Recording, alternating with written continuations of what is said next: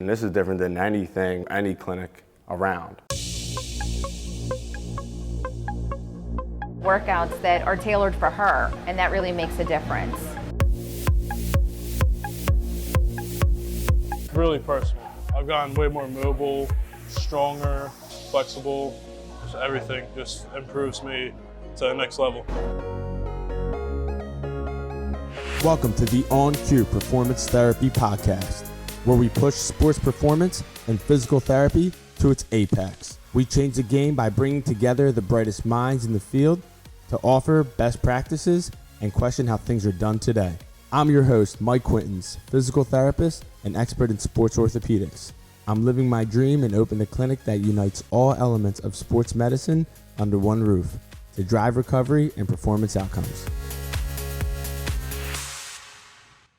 What's happening, Performance Therapy Nation? This is Mike Quintans, your host of the On Cue Performance Therapy Podcast.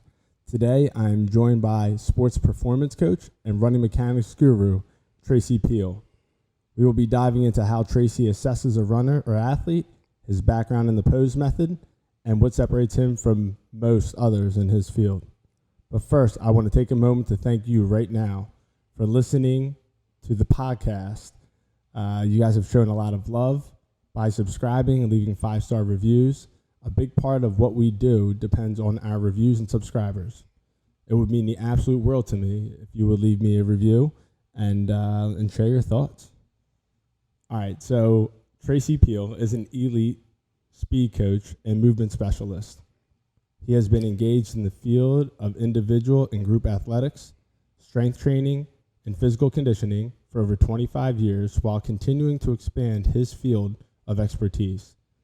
As a movement expert, Tracy analyzes sports biomechanics to provide the most effective way to increase speed, efficiency, quickness, agility, power, and endurance. Through unique re-engineering of the athlete's understanding of propulsive motion, together with an intense focus on specialized drills and exercises, Tracy retrains an athlete's neuromuscular firing patterns in order to improve form and technique.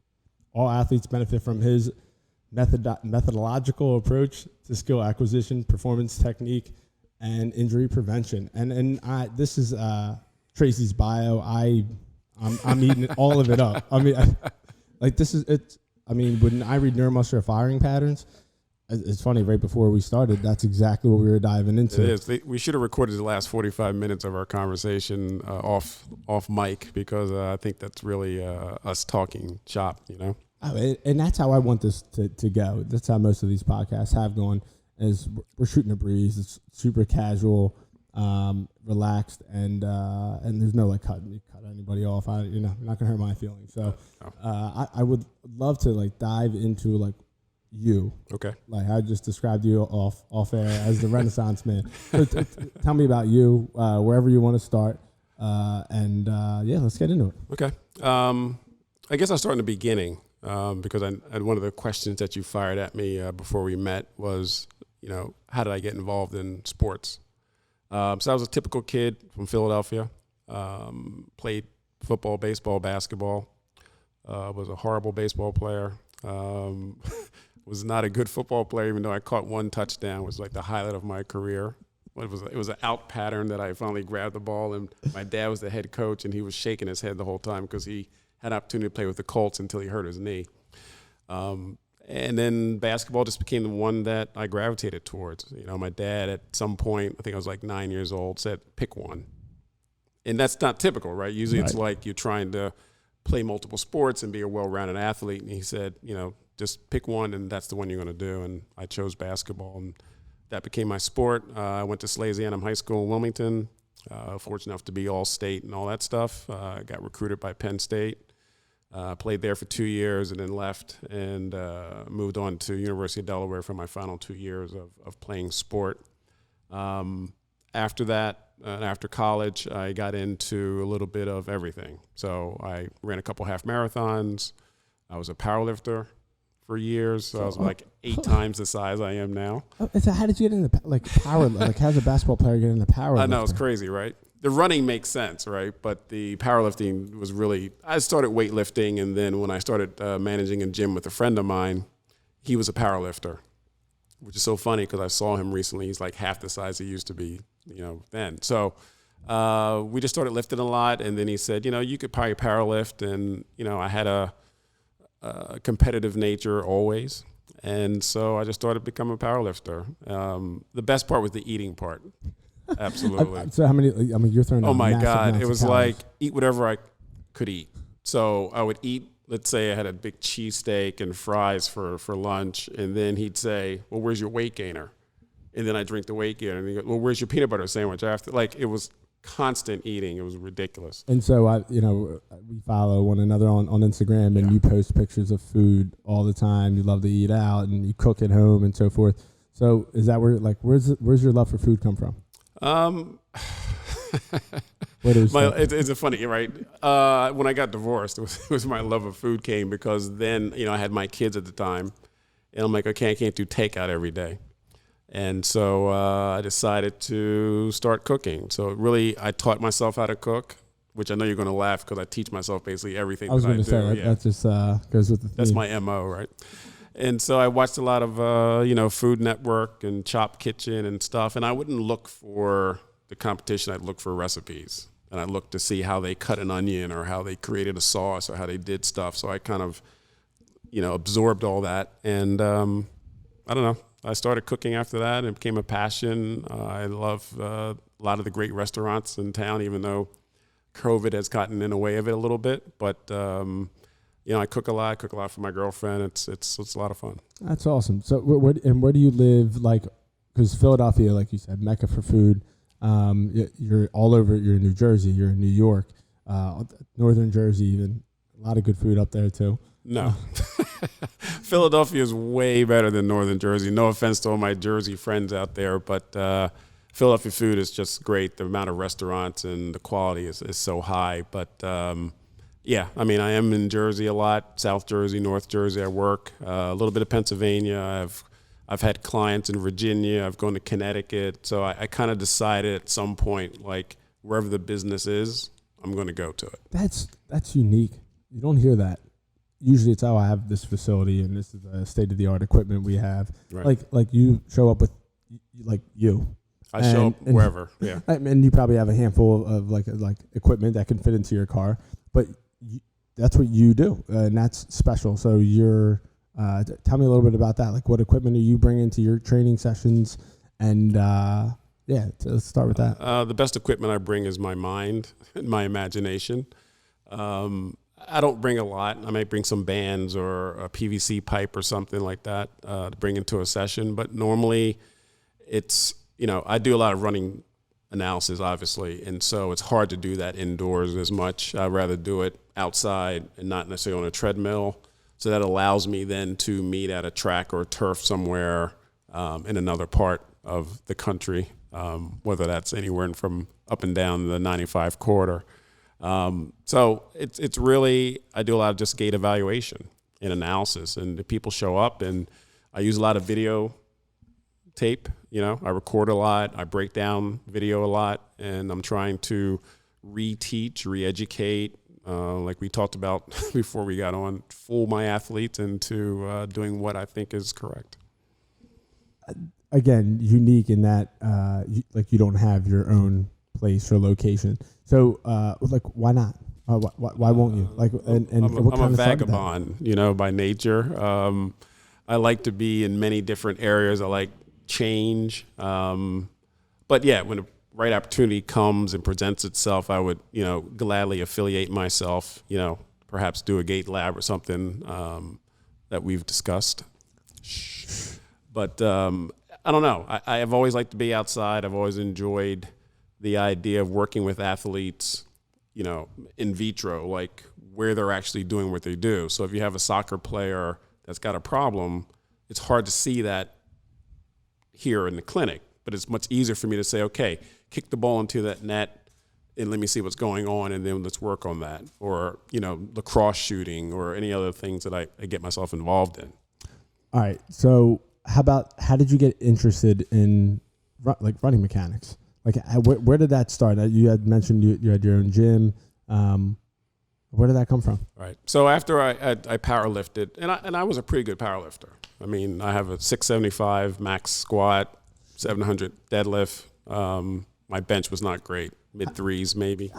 And how tall are you, Tracy? 6'4". You're not short. 6'4", right? 6'4". So someone who's 6'4", squatting that kind of weight. I became 6'4" by 6'4", and that's how I did it. So, I looked pregnant. I was so big, but that allowed me to squat well. But it was very funny because as my weight went up, my squat went up, and my deadlift went down. So my best deadlift, I was a little bit smaller, quote unquote.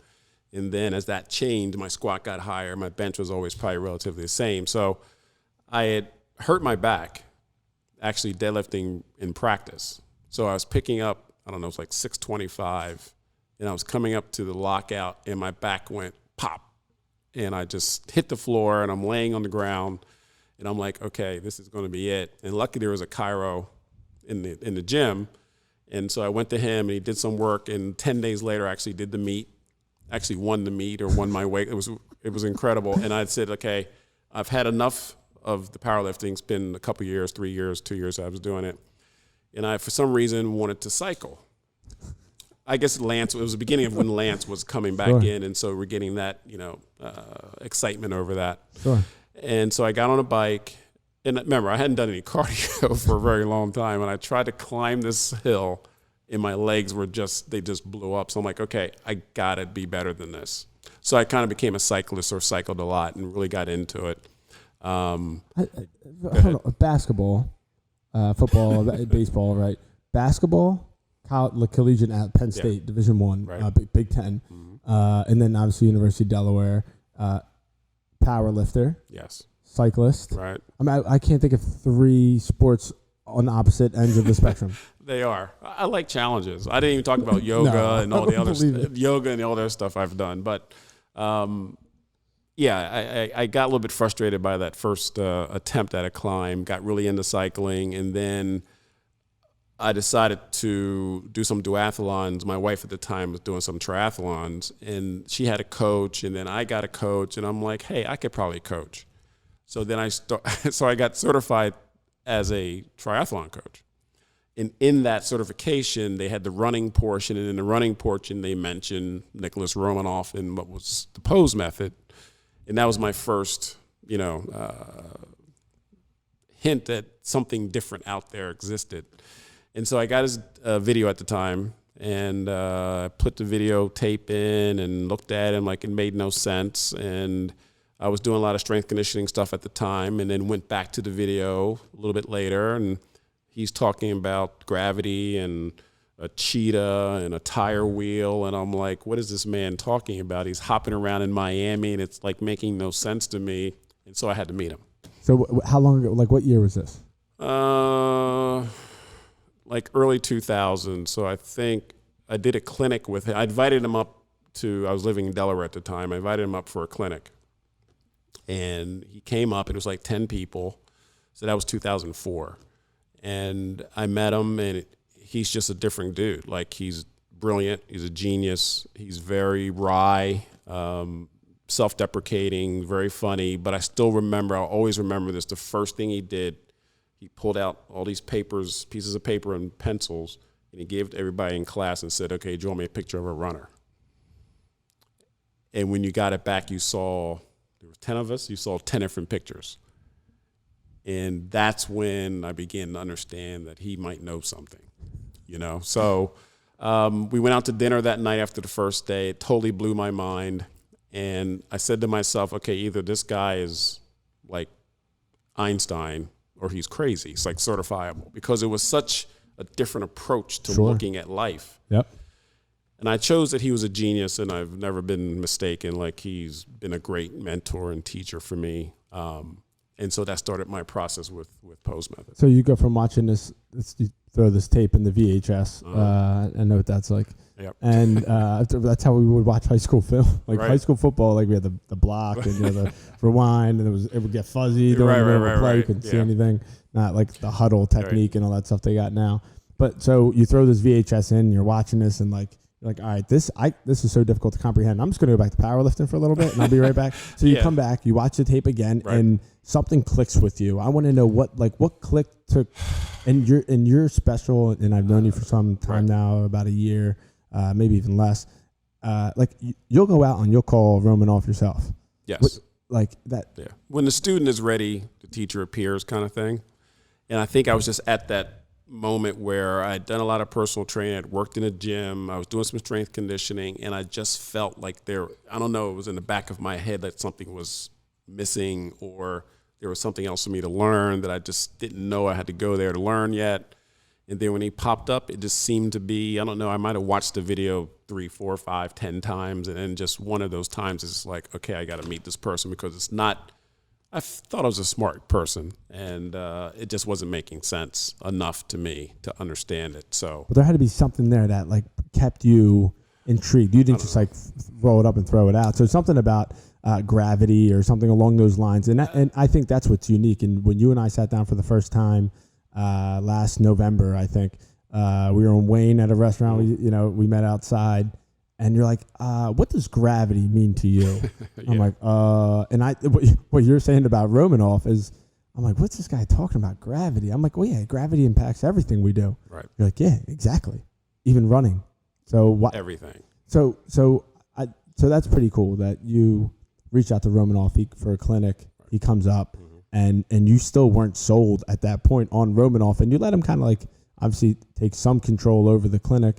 All the control. All the control of the clinic. Control, yeah. So all right, then what? So what happened after that? Because that started the pot for you. Yeah, I think the second day when he started doing gait analysis was when it started to really kick in, because then I could really see how I was running, or the other people in the clinic were running, and how he was.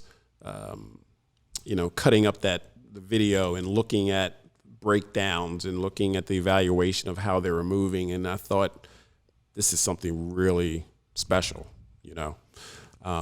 So I finished that, and I was so excited, by it. And that might have been early fall. And then by December, I was like in Florida getting my first certification with him. Like, wow. I went immediately because I went head first, because I'm like, okay, I think this is it, And then subsequent years after, I went like 2 or 3 more times in a row, year after year, to recertify or get a higher certification with him.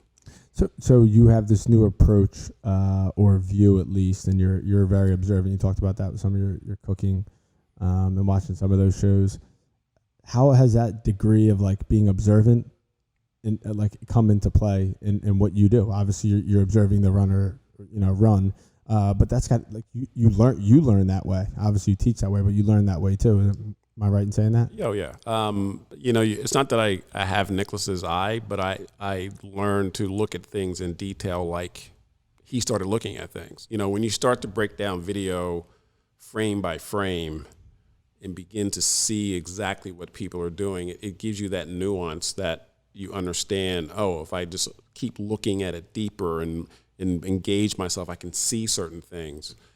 You can see people's emotions and how they run. You can see their psychology. Like, it's a lot deeper than people see or understand. And then I've had another great mentor, friend of ours, Dr. Lee Cohen. And, I hung out with Lee for many years, and he gave me the ability to, see gait analysis through his eyes, and how, a doctor of podiatric medicine would do it. And I kind of took what I've learned from Lee, from watching people walk and move over and over and over again, with what I got from Nicholas, and kind of created my own little way of looking at people and understanding their gait and understanding the things I can do to, help them. That's what the great ones do. And what I've learned in my whole life, my young life at this point, is that the great ones are able to pull from different mentors, or whether they've met them or read them, or whatever else, like certifications from them, what have you, and develop their own style or way of how they do things. So obviously, I know what you took from Romanov. I know what you took from Lee Cohen. At least we got to dive into that a little bit. What do you do that's different? Like how does your mind work differently than what you've learned from Romanov and the pose method? I'm a very conceptual thinker. I think with Nicholas, obviously the nuts and bolts of what pose is about, I really got. I was fortunate after maybe the third certification, we had this idea of maybe creating a track and field team that was under his banner, his umbrella. And so I found some triple jumpers to coach and some hurdlers and some other people, and it kind of all shook out, and we had 2 triple jumpers that lived up here that we were able to coach together. And that was really when the education began, because we would go back to Florida like every 5 weeks. We'd have like a short camp, and then I was being exposed to something I'd never been exposed to, which is how to coach track and field athletes, how to coach jumpers, what that all means, how does that relate to pose method? Because everyone thinks pose method is just about running. So what is the pose method about? I knew you were going to ask me that question. Pose method really is a general movement theory. And it's a general movement theory based on the fact that we as a biological system is in a gravitational field. So what does gravity mean to us in every activity is basically what pose is helping show, helping to make more clear.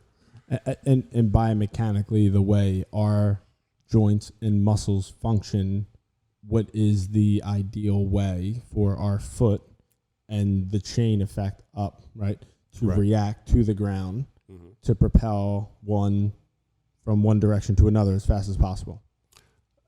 Basically, movement is all really 2 things, right? So gravity to us is our body weight. Body weight is our potential energy. Free falling or moving from that balance is the kinetic energy. So it's really just cycles of body weight and free falling. It's like you're on support, then you lose support. Or you have balance and you lose balance, and you get new balance and you lose balance again. It's over and over and over again. And so you're taking that application to everything involved. So as far as running is concerned and what you were talking about, the foot on the ground, you're trying to essentially, and this is one of Romanov's terms, you're trying to unweigh yourself from the ground. So if you can unweigh yourself quickly, that rate of interaction has to be really fast, then you can get yourself back into the next pose or position where the body falls again. That's your only responsibility. So when there's muscular effort and there's deceleration and there's stress and strain or injury, that's because you haven't followed the guidelines that have been established by our natural environment. All right. I love where this is going, and now let's dive into it a little bit more. So when your foot hits the ground, like, is there one way you teach things? Like, is there one way an individual should run? Are you teaching variations of things in terms of and I know you hate the word pulling, right? So let's get into this, right? Because I think this is what our listeners want to know, is that, like, what is your trained eye looking at? And then how do you teach that? Like, how do you teach? And I know you said tricking your athletes. So what is your trained eye looking at, and what exactly are you trying to teach? Right. I think in this field, and I think you might know this, people are afraid to say this is the way or this is the standard. But there has to be, because how are you going to evaluate? How are you going to judge if you're not looking something based on a standard or deviation from a standard? So I believe that the standard is, where is your body in space when your foot hits the ground? And so the further that your body is away from your foot, the more deceleration, the more absorption, the more your body compresses into the ground. That little zone is my phrase. I call it the pain zone. So any non-contact sports injury, to me, after all the years I've done this, is related to the amount of time it takes for your body to catch up to your foot. So the sooner your body catches up to your foot, the less opportunity or less chance you have of incurring some injury. Once your body catches up, then the body then starts to go past. So you're starting to tilt or lever or free fall past your support foot.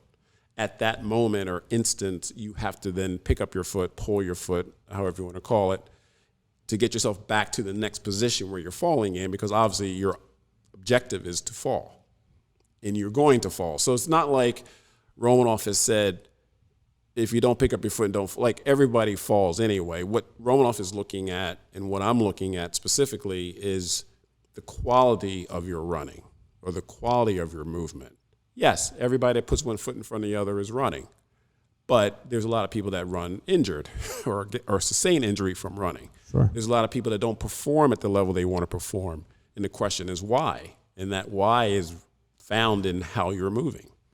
So your instruction then is relatively consistent throughout. So, and this is an answer we would joke around all the time in PT school is that, it depends. And like, I would, like, it depends on what? Tell me what depends on. So from your perspective, and I understand that the falling concept, that makes perfect. I mean, that's what walking is. That's what, especially running. Running is forceful falling, controlled falling, and then controlled forceful falling, because of the amount of force that's being applied to the ground and the body's lean. So I've watched you, train. You trained my wife right in front of me. It was awesome to see your. You emphasized like the leaning of the trunk, and the trunk's got to like lean forward, Right. And then the heel's got to come up to the butt, and that mechanically, like I appreciate mechanics. To me, that's how I think. I see things mechanically, similar to how you see things, and for the foot to land in a position for the posterior chain, the glutes, the hamstrings, the calves, even the extensors of the spine to really function and push the ground, pull the ground back, some would say, and propel the body that way. The trunk has to lean forward, and the foot has to land in a certain position to do that. Otherwise, if it's outside of that, it's in the pain zone. It's in the pain zone. So tell me about your cueing with. Well, based on what you were saying, what you're really trying to do, what we're talking about is having extended hips, I guess, essentially, as soon as you can. That's the tricky part, because if you are landing with your foot ahead of yourself, if you're an overstrider, if you're a heel striker, your center of mass, so your hips are too far behind what's landing. So it's taking you too much time to catch up, so that's delaying what's the inevitable piece of it. The other part of it is that you're not really pawing the ground or pushing the ground. It's like an engagement that may feel like that, but it's not really. It's like the foot is landing, those forces are there, ground reaction force is happening, the body's moving over it. You go from positions of more body weight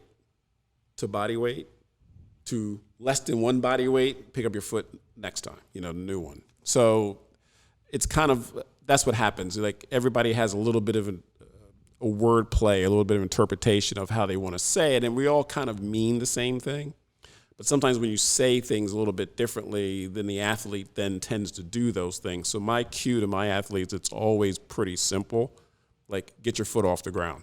Like, you have to get off the ground. I may say 20 different things, but they're all revolved around the fact that you're not getting your foot off the ground soon enough. So I have to say other things to you, like your hips aren't aligned, or they're not level enough, or your head's too forward, or your back's rounded, or all the other things that I may talk about. But it's all talking about them to get them to the point where when they touch the ground, they pick their foot up. And that's what great coaches do. That's what I appreciate the most about you. You said this earlier, you trick your athletes into doing what you want them to do. And what you really mean is that you're not deceiving them per se. You're more so getting them to, or you're adapting your ability for them to see what you want them to do, or them to feel what you want them to do. Right. So you try every avenue freaking possible to get them to understand that they got to pick that foot up, and they have to bring it up to a certain point, and then put it back down again. And posture and all that is all related. Is that accurate? Yeah, that's accurate. It's got to be related, because if you're like, you take Usain Bolt, we could like my hero among heroes. And everybody looks at him and says it's a different kind of running mechanics because he seems so straight. But he's not. He's free falling tremendously because he is almost straight when he's landing, and then he's falling immediately, then he goes back to that position again. So because he's 6'5", people think he has such a long stride. I've shown people videotapes of Bolt running in slow motion. His foot is landing underneath his body each and every time. Like, there's no waiting. So your foot lands, you fall. Your foot lands, you fall. So that's the efficiency.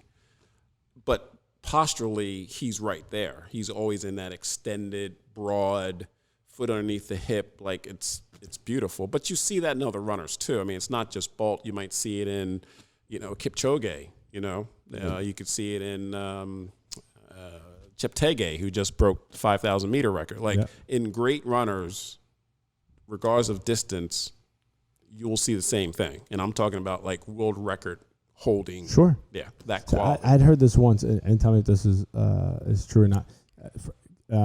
Cadence, right? How often the foot hits the ground in a minute, and people I've listened and read 180 is ideal, right? So, and essentially that's what you're saying. Your foot hits the ground, like pick it up and put it down again.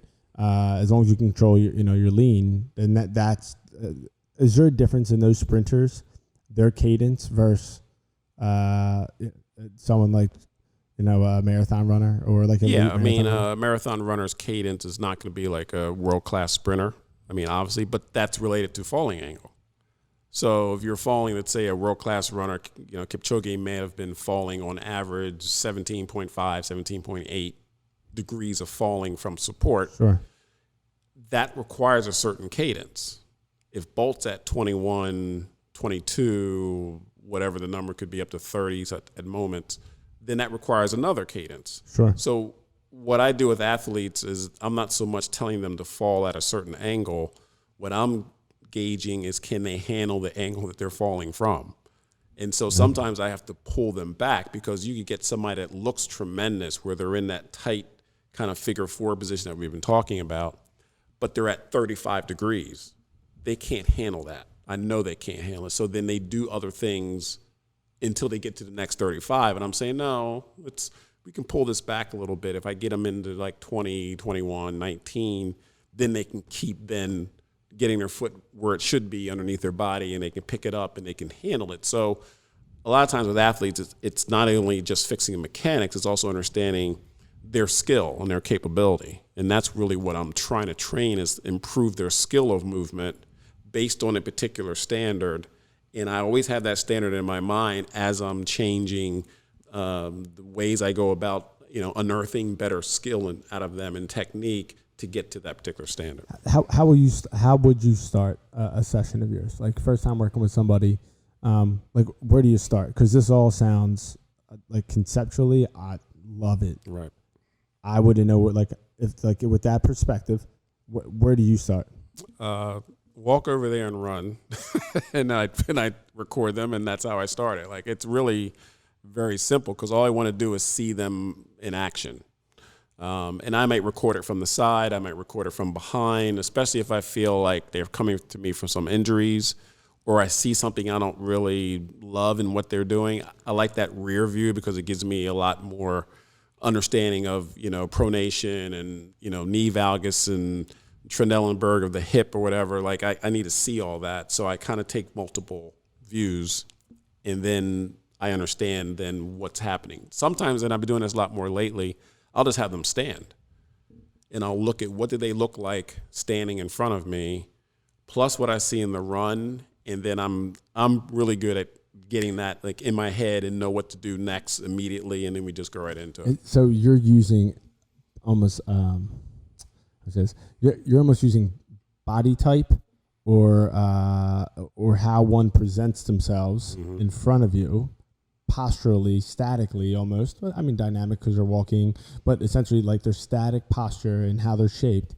And you kind of already have an idea, like, I know how they're going to move because you've done this so many times, and you know how the body works. Right. Like if I'm seeing pronation or just from walking.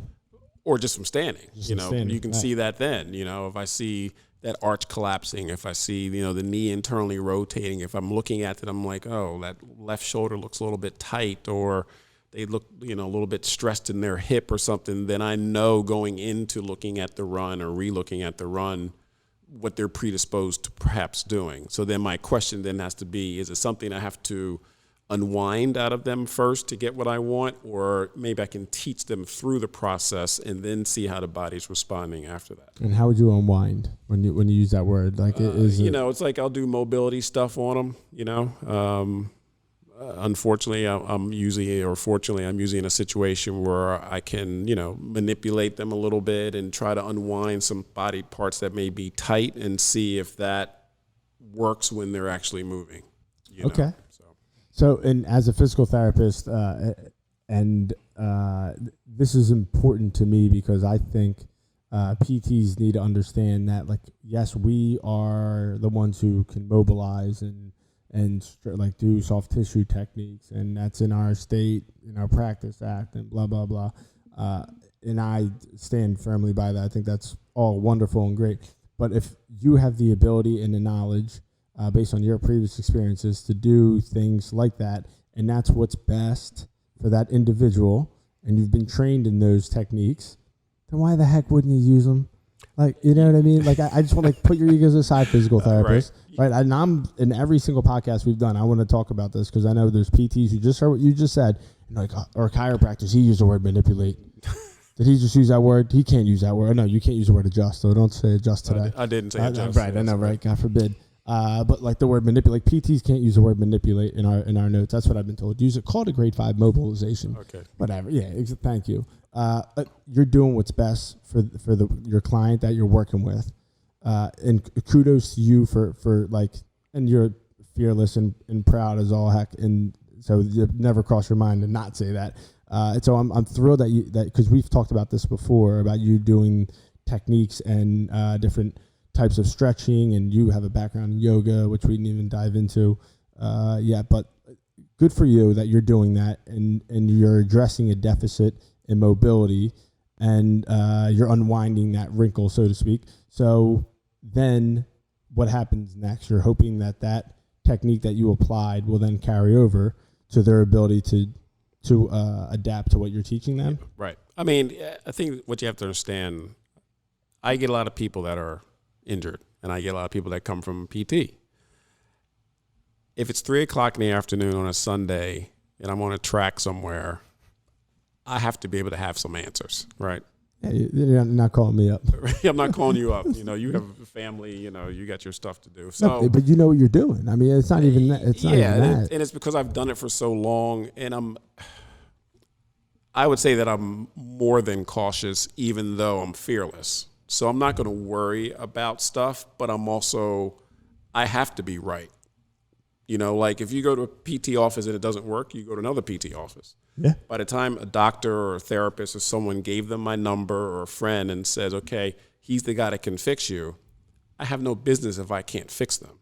So if I was injuring people and hurting people or doing things that were unsafe, I'd be in trouble. Sure. Just from a purely business perspective. So Absolutely. I'm very cautious of my approach. If I need to bring in someone else, I will bring in someone else. If I seem to refer them, I'll refer them. But a lot of times, I have to handle it myself because I'm the one that's there and I know how to do that in a way that's effective. The number one thing a PT can do is cause no harm, right? Like that's at the very least. If we do nothing else, we don't help you at all. We can't make you worse. We can't hurt you. Right. So the same goes, and that's pretty much what you're saying. And the only tools that you have is you. When you're on the track in Flemington, New Jersey. So all right. So what happens next in the process if you have to unwind? Now, what does that give you the ability to do? What are you hoping for at that point? Well, then I'll go back. Let's say it was a particular situation I thought was a hiccup, like say an anterior hip tilt or something where I thought their psoas was tight and I've done some work to try to loosen that psoas, then I'll have them run again and then I'm evaluating again. So it's really, it's like chiseling away, at a piece of rock or clay. You're manipulating clay to try to get that artwork. So I do a little bit of this, okay, run again. Okay, I now do a little bit of this and then run again. And so it's a constant back and forth between what do I feel I need to do to get them to move in a way that's most efficient and easy for them and stress-free for them. That's super impressive because in PT, and this is more advanced, like I had a residency in orthopedics, and one of my biggest takeaways was they would recommend test, treat, retest. That's what you're doing. Right. And I got a doctorate degree and went to this residency, and they teach all these hands-on techniques and all these fancy names for them. And essentially, that's what you're doing. It's not rocket science, but it takes discipline to not shotgun approach and do a million different things and say, okay, let's see how it looks now. Then you don't know what worked. Right. I usually go bit by bit. I try to take the thing that I think is the most egregious and let me work on that first. Okay, now let's see. And they give me feedback. So I'm really going with their feedback. Like, do you still hurt? Are you still feeling pain in X area? If not, okay, we're good. Let's move this way. If you are, okay, come back. Let's work on this part. Let's go back. Now run. What do you feel? I'll change tempos. I'll do different drills or exercises with them. And a lot of times it's just to gauge their response. So typically it might be normal running. If I want to amp things up, maybe I'll do agility ladder. If I want to amp beyond that, maybe I'll do low hurdle hopping. So I know how to, gradiate things up a little bit so that I can create a little bit more impact stress to see how their tissues respond. But then it's always coming back to that initial piece, like, okay, run for me again. Let me look at it. Okay, that's good. How you feeling? Oh, I feel good. And you're constantly thinking on the fly. Yes, like all the time. And I treat the same way. And it's not easy to work that way. Like that's a lot of energy and demand on your brain. And they want they're here, right? They're here right in front of you right now. They're paying you. You're like, oh man, let me think about this. Give me a minute. Like that's not what happens. Right. And you have enough experience and you've had some amazing mentors that like, next, I got the next thing. Like, what are we doing next? And you know what you're going to look at next. You know what you're going to do next. You're it's like a chess match. You're not playing checkers. You're playing chess. You're 2-3 moves ahead. That's cool. Yeah, I have to be. I mean, I don't know how you feel, so please tell me. But when I get to like client 5 or 6, like I'm done. Like I know I'm done because you invest so much, and they might not understand that you're doing this. But when you're thinking constantly on the fly, it's total evaluation all the time.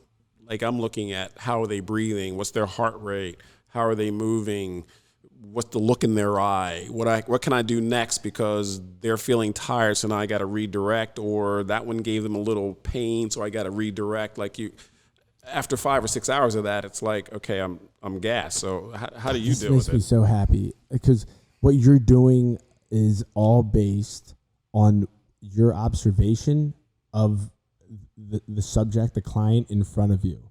And that client in front of you isn't probably the same client that you saw last time you saw them because maybe they didn't get as much sleep last night. Maybe they're having COVIDs on their mind and they were with their family, or they just maybe got tested for COVID, 2 weeks ago or a day ago or whatever. Whatever the stress is going on in their life is going to impact them negatively or positively at their next performance. So no session with you is the same, and you don't just have a flow sheet you fill out and you're like, all right, run through your flow sheet. You're gonna start on the bike and you're gonna do this, this, and this. I'm not even gonna ask you how you're feeling today. What kind of treatment is that? What kind of training is that? And the great ones, and I've been fortunate enough to have some like Jordan's like this, and Ken Clark is like this, and that's how their approach is. And Ken's more of a professor than anything else. But as an amazing trainer, he's just chosen not to do as much of that. He works with USA Olympics. I got to hook you two up. Yes. He's a wizard, but that's what he does. Everything is dependent on how that client presents in front of them that day, and then they go from there. Yeah. And maybe you got a couple things in mind you want to work on, right? Yeah. But you don't have the whole session in a flow sheet like some PTs do, and you know what they're like, oh, just run through your program. You didn't even ask me how I'm feeling today. Yeah, I had a sprinter today. And her shin was a little bit sore. So I didn't want to go too intense with her. So we did some really standing starts and started to flow that way. And then all of a sudden I'm like, let's do some animal crawls into sprinting. Like it what made you like what? Why? I don't know. I can't tell you why. It just kind of clicked in. Like this is what I'm going to do today. Maybe because I was talking to Gray Cook. So shout out to Gray. But it was on my mind, and I thought, okay, this may kind of redirect her hips a little bit. This will give her a little bit of stimulus, but not too much. She's going to pop up and run short. It's not going to strain, her shin. And so we were able to get through that. And at the end of the session, she goes, yeah, I feel fine. My shin's great. So I'm like, okay, it was successful. I may not ever do that with her again. Who knows? Sure. But sometimes you have to go and just it's almost like meditation, right? I kind of go into my sessions with as clear of a head as I can and just let it come to me. Yeah, and what you're really doing, and amen. Like that's how your mind processes things and works, and that's what gets you the best results and your clients the best results, right? But I mean, what you're really doing is that's a great example of you taking a sprinter who had, you said shin tightness, discomfort, pain. Right. You put them on all fours. You take the stress off the shin. Like, yeah, is the muscle shortened? Yeah, but there's not the same stress that's on the posterior chain when they're on all fours, right?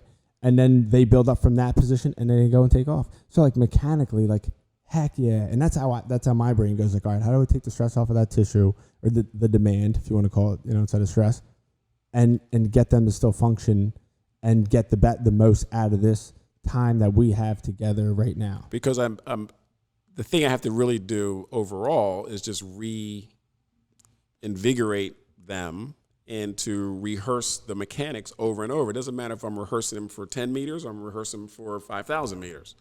So someone may look and say, well, you didn't really get a lot of running in with her. And I'm like, no, she ran well and she ran what she's supposed to. And she repeated the mechanics or the technique over and over and over again, so it becomes more of a habit. What I'm always doing is breaking people's habits and creating new habits or new motor patterns, and you have to do that through repetition. Motor control. We talked about this off air not long ago, right before. You focus so much on motor control and different cues to get your clients to move the way you want them to move, and then you just told me you put them in positions to optimize that movement. You use the word invigorate. I'm just running with this. Invigorate. You're playing part psychologist. I'm an ex-English major, so sometimes these words come to me. So, no, but you're right. Like invigorate. Like you need to get that person like invested, right? Fire. Like, and that's you not selling, but getting them to buy in to what you're putting out, because you need 100% of their effort and focus to do what you want them to do. Yeah, I need You're wearing so many hats. How? No, you're wearing so many hats. Oh, yeah.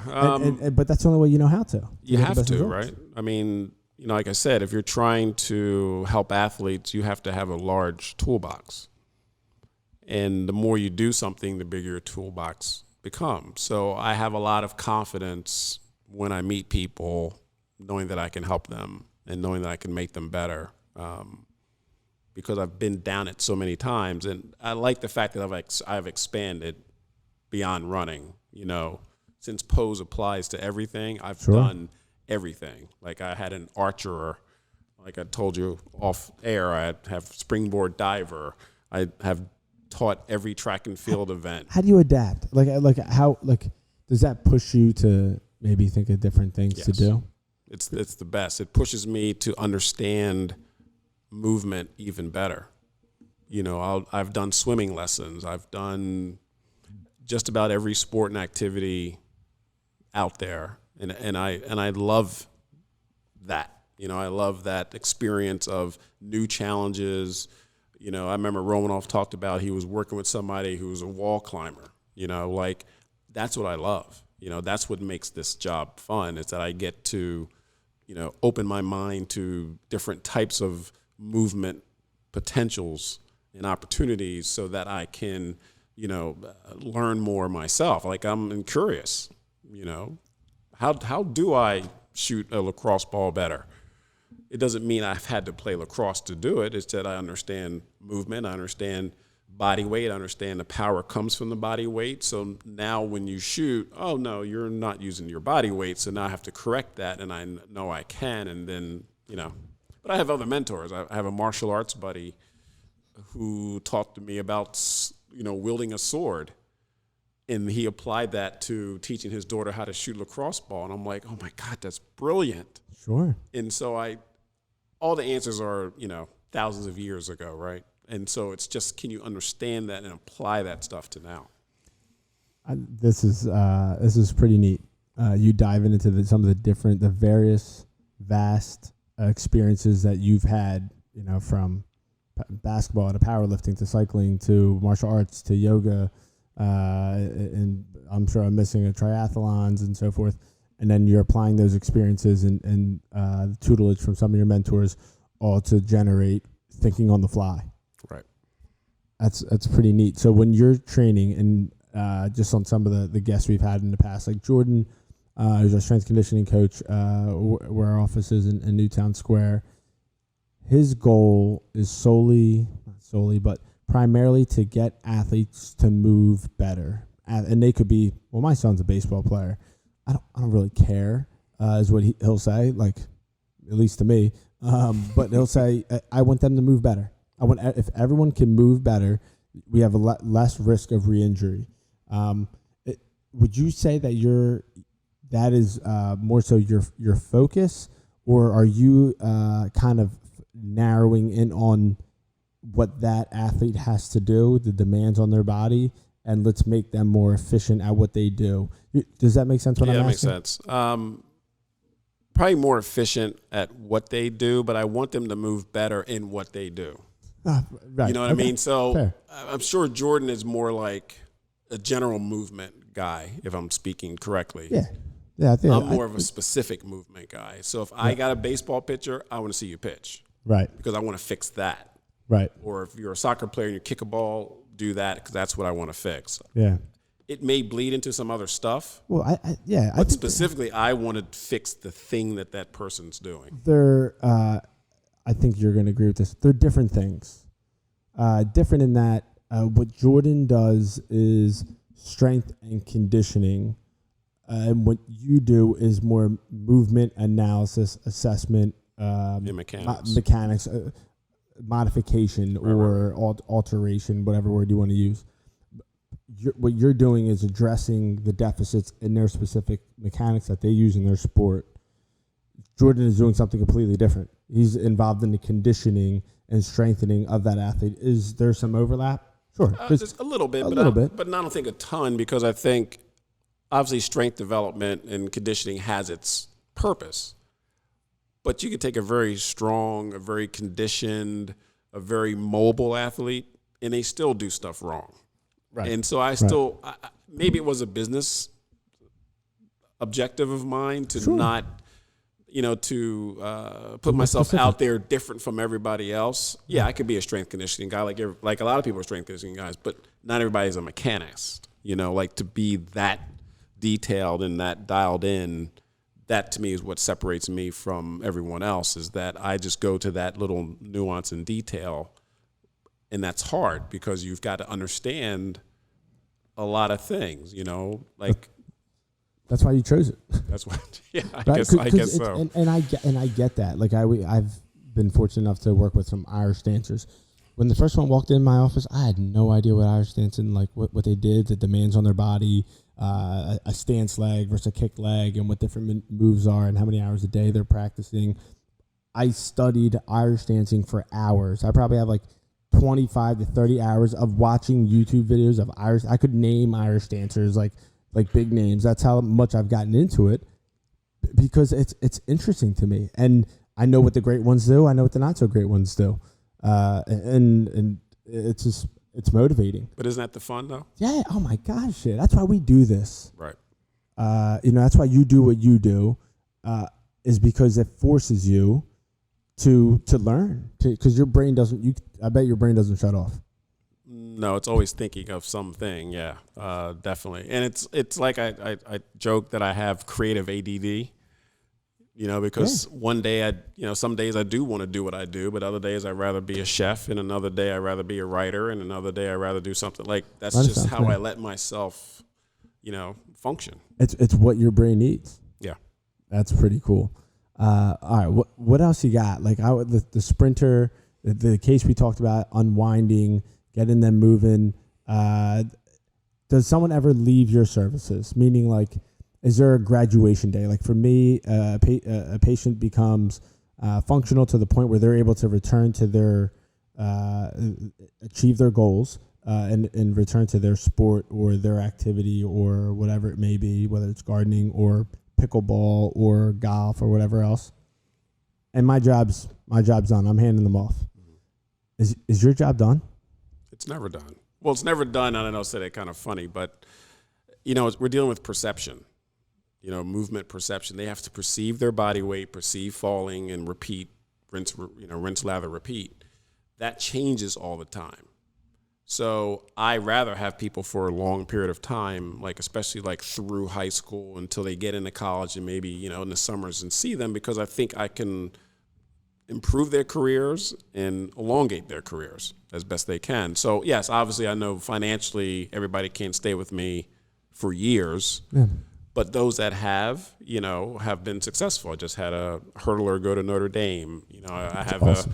A field hockey girl going to Princeton. Like, if you stay with me, you'll probably get what you're looking for. Yeah. So it's really up to you, but I can always do more. There's never an ending sight to training an athlete, because you can always go down a different path, come back to the original path and keep going. Plus they get nicked up, right? They're playing sport, they get injured, they still need you because they get a little bit banged up. So it's like a never-ending story sometimes. Yeah, well, I would imagine that you go down this path of, all right, let's make this movement more efficient. And then that movement becomes more efficient. And there's, that wasn't easy, but over time it becomes more efficient. And then, all right, well, what are you dealing with today? I'm sure there's your communication in the beginning of every session dictates what you're doing that session, right? So, and maybe there was somewhat of a plan. Like, we're going to train on change of direction today was my focus. But they're feeling their hips are really tight and sore. All right, we're going to stretch, and then we'll say respond to stretching, and then we'll go from there. So you're constantly changing on the fly with a goal probably in mind. But that can lead to, okay, now we're actually training. We're not necessarily making something more efficient. Now you're training and programming and so forth, right, based on their volume, right? Their volume, their frequency. What happens sometimes, like if you take like a field sport athlete, we may start with running.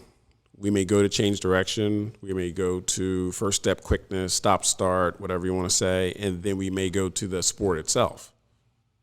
So that's why it tends to kind of be a linear progression through things. Because once I feel they're running well, then they'll say, well, how about my shot? Look at my shot. And then I start looking at their shot, and we start breaking the shot down every time I see them. And then we'll go back to the running. And I'm like, well, your running's falling off, so let's get back to that. And then we'll go back to the shot. So there's always these pieces of the puzzle you can still, move around and deal with when you're trying to, make an athlete better. There's plates that are spinning, and you need to keep them all spinning, and that's cool that you take that approach. And okay, let me know which plate needs the most spin, right, and we'll focus on that today. That's unique. That's special. It's tough. Well, the ones that know me and the ones we get in a really good relationship with, you know how it is with the clients of yours that you become friendly with, they'll come to me and say, let's work on this today. Fine tune it. I feel like I need more of this. And I'll say, fine. And then I'm just ready to go right to whatever that particular thing is. And then it's still making things up on the fly. It's like, okay, we'll do shots this way. And then I'd watch them shoot. And then it's like, oh, okay, I need to adjust this. So now we're going to do it this way. Or I had a kid that the dad wants the kid to dunk the basketball. And so I show up, and he dunks very well off of 2 feet, but he doesn't dunk well running. And so that's what the goal has been, to get him dunking off of movement.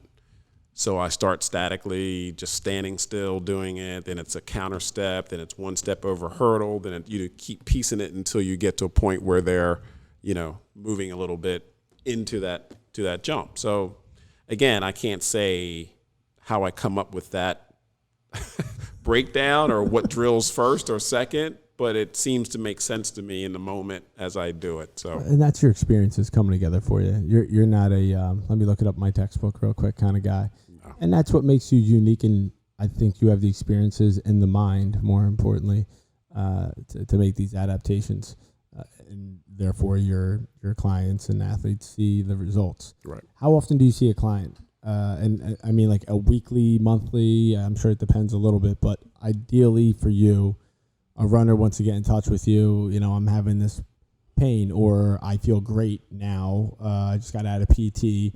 I want to be more efficient in my run. I want to bridge that gap from physical therapy to performance. How often do you want to see someone? Probably an athlete or a runner like that, probably a couple times a week. Just to be able to work through the situations that they're in, especially if they're coming, from you guys, then I know they're not that far away from injury. So they need a little more touch, But I told you earlier, I had a basketball player who goes to the University of Tulsa, a female basketball player who needed a lot of work with her running and her movement or jumping. So I saw her 3 days a week because that's what the parents wanted. So it really depends. I would say I average about once a week with most people. Then they do some kind of homework. And if they're coming off an injury, maybe that's twice a week. So that's kind of how it works. Motor control requires repetition. With the trained eye, with the right cues, doing it the right way. So it's not like, just pinch your shoulder blades together for 10 reps and you're going to see results. No, are they moving, sequencing the right way? Our eyes can see that. That's a very simple example. But a runner, you got to make sure that they're repeating that exercise. That takes repetition. That takes frequency in a week. Twice a week, I think, 3 times a week. We kind of do the same thing, but with injured and you do it also with some injured clients, but with injured patients, I would kind of do the same thing. This has been cool, man. It's been a lot of fun. A couple just themes. Okay. Renaissance man, fearless, engaging, and your mind is always running, and you look for a challenge. Absolutely. I love challenges. I love opportunities to help athletes and make them better. And, man, I really appreciate the opportunity to come in and talk about my little world a little bit with you. I want to dive deeper into it. We got to do this again soon. Absolutely. With some wine next time. Yes. So, all right. So how do our listeners get in touch with you? How can they look at your content and reach out to you if they want to communicate to you? Yeah, I'm on all social media outlets. Sometimes I'm under the moniker of Tracy Peal Speed. You can catch me on Instagram, Facebook, LinkedIn, Twitter. All of it. What's your handle on Instagram? Instagram's at Tracy Peal. Twitter's at Tracy Peal Speed. I have at Tracy Peal Speed on Facebook. And there's a website? And there's a website, peelsportsperformance.com. So look at you. I love it. I want to be Tracy Peal when I grow up. I'm on my way. You just want to be taller, that's all. Thanks for reminding me. I'm sitting on top of That's right. Yeah, I don't want to talk about it. All right, so this is all going to be down in the description as well. Shelly's going to handle that for us. So that's going to be in the description. You'll see all these different tags up for Twitter and Instagram and Facebook and the website there. All for Tracy Peal. Tracy, this has been awesome, man. It's been awesome. Thank you. Shelly, thank you. Appreciate it. Heck yeah. Thanks for listening to the On Cue Performance Therapy Podcast. If you like this episode, please subscribe on Apple Podcasts and Spotify. It would mean so much to me if you could leave us a 5-star review so more listeners like you could get this important information. See you next time.